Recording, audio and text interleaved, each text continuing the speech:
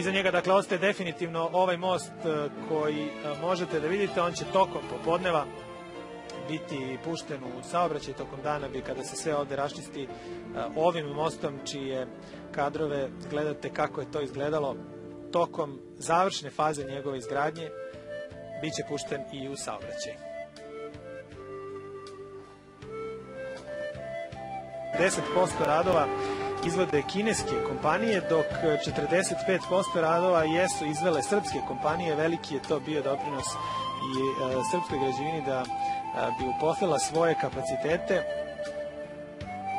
tako da je ovih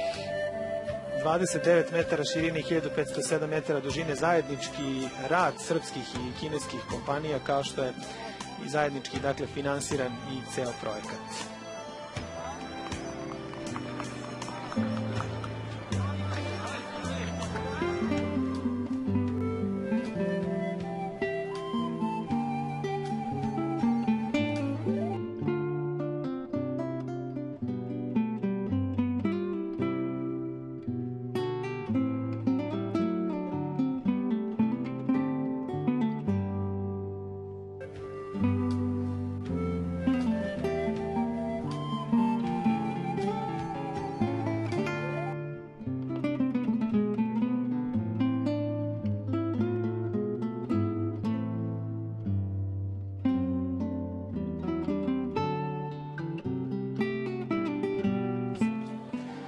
Iza njega dakle ostaje definitivno ovaj most